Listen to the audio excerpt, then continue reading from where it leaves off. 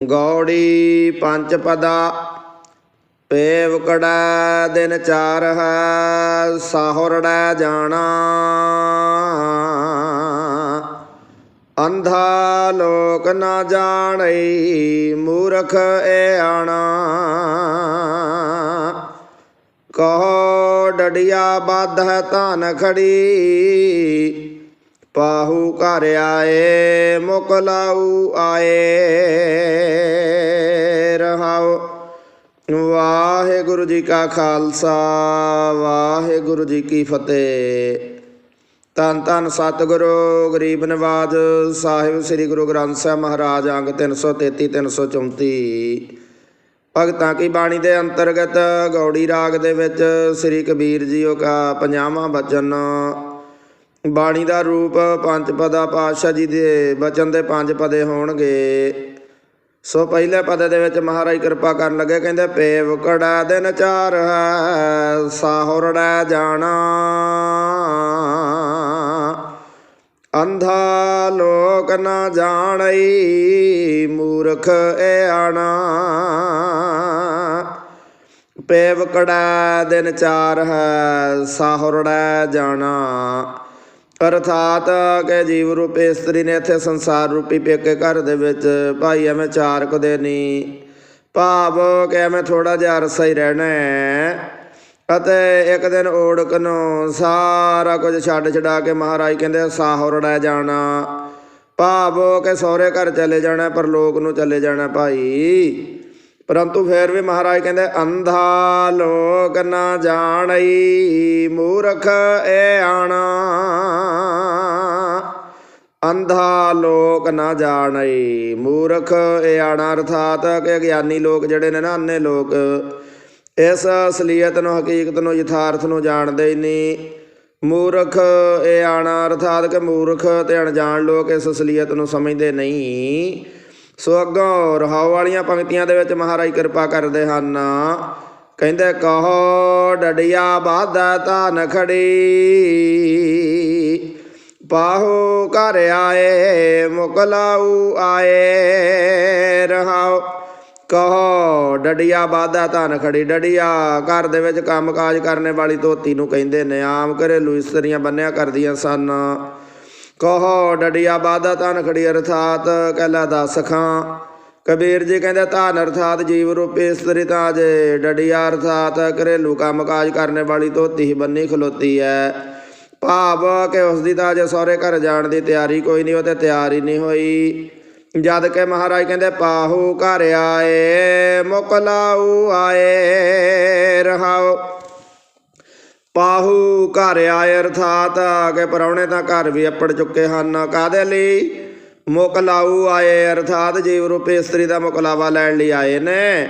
ਜਿਵੇਂ ਫਰੀਦ ਜੀ ਦਾ ਬਚਨ ਹੈ ਨਾ, ਕਹਿੰਦਾ ਜਿੱਤ ਦਿਹਾੜਾ ਧਨ ਵਰੀ ਸਾਹੇ ਲਏ ਲਿਖਾਏ। ਜੀਵ ਰੂਪੀ ਇਸਤਰੀ ਨੇ ਵਿਆਹੀ ਜਾਣਾ ਜਿਸ ਦਿਨ ਭਾਈ ਉਹ ਸਾਹੇ ਦਾ ਦਿਨ, ਮੌਤ ਦਾ ਦਿਨ ਲਿਖਿਆ ਜਾ ਚੁੱਕਾ। ਮਲਕ ਜੇ ਕੰਨੀ ਸੁਣੀ ਦਾ ਮੋਹ ਦੇ ਖਾਲੇ ਆਏ। ਅਤੇ ਮਲਕ ਮੌਤ ਦਾ ਫਰਿਸ਼ਤਾ ਮਲਕੁਲ ਜਿਹੜਾ ਕੰਨਾਂ ਦੇ ਨਾਲ ਹੀ ਸੁਣਿਆ ਜਾਂਦਾ ਸੀ ਜੀਵ ਰੂਪੀ ਇਸਤਰੀ ਦੇ ਦੁਆਰਾ। ਮਾਰੇ ਕਹਿੰਦੇ ਵਿਆਹ ਵਾਲੇ ਦਿਨ ਆ ਕੇ ਮੂੰਹ ਵੀ ਵਿਖਾ ਦਿੰਦਾ। ਜਿੰਦ ਨਮਾਣੀ ਕੱਢੀਏ ਹੱਡਾਂ ਕੂਕੜਕਾਏ, ਜਿੰਦ ਵਹੁਟੀ ਮਰਨ ਵਰ ਲੈ ਜਾਸੀ ਪਰਣਾਏ। ਆਪਣ ਹੱਥੀ ਜੋਲ ਕਹਿ ਕਹਿ ਗੜ ਲੱਗੇ ਤਾਏ ਵਾਲੋ ਨਿੱਕੀ ਪੁਰਸ ਲਾਦ ਕੰਨੀ ਨਾ ਸੁਣੀ ਆਏ। ਕਹਿੰਦਾ ਫਰੀਦਾ ਕਿਹੜੀ ਪਵੰਦਾ ਖੜਾ ਨਾ ਮੁਹਾਏ। ਤਾੜਨਾ ਦੇ ਸ਼ਬਦ ਹੋ ਰਹੇ ਨੇ ਬਾਰ ਬਾਰ।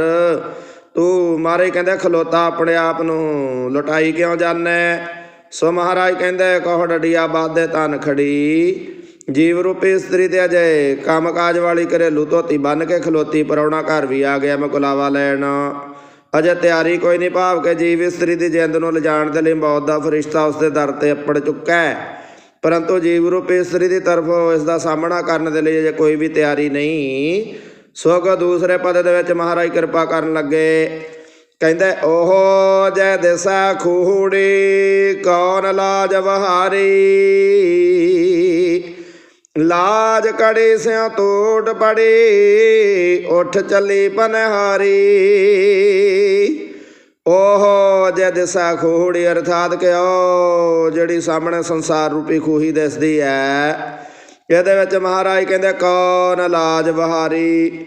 ਭਾਵ ਕਿ ਉਹਦੇ ਵਿੱਚ ਭਲਾ ਕੇਸ ਨੇ ਸਵਾਸਾਂ ਰੂਪੀ ਲੱਜ ਵਹਾਉਣੀ ਕੀਤੀ ਹੈ, ਭਾਵ ਕਿ ਪੁਰਾਣਾ ਰੂਪੀ ਰੱਸੀ ਲਮਕਾਉਣੀ ਕੀਤੀ ਹੈ।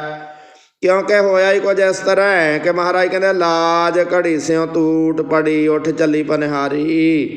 अर्थात के सवासा रूपी लज शरीर रूपी घड़ी दे नालों टुट गई है ਅਤੇ ਉੱਠ ਚੱਲੀ ਪਨਿਹਾਰੀ। ਅਰਥਾਤ ਕਿ ਹੁਣ ਪਾਣੀ ਭਰਨੇ ਵਾਲੀ ਆਤਮਾ ਉੱਠ ਕੇ ਤੁਰ ਪੈਣ ਲੱਗੀ ਹੈ। ਸੋ ਅੱਗੋਂ ਤੀਸਰੇ ਬਚਨ ਦੇ ਵਿੱਚ ਤੀਸਰੇ ਪਦ ਦੇ ਵਿੱਚ ਮਹਾਰਾਜ ਕਿਰਪਾ ਕਰਨ ਲੱਗੇ ਆਪਣੇ ਬਚਨ ਦੇ। ਕਹਿੰਦੇ ਸਾਹਿਬ ਹੋਏ ਦਇਆਲ ਕਿਰਪਾ ਕਰੇ ਆਪਣਾ ਕਾਰਜ ਸਵਾਰੇ। ਤਾ ਸੁਹਾਗਣ ਜਾਣੀਐ ਗੁਰ ਸ਼ਬਦ ਵਿਚਾਰੇ।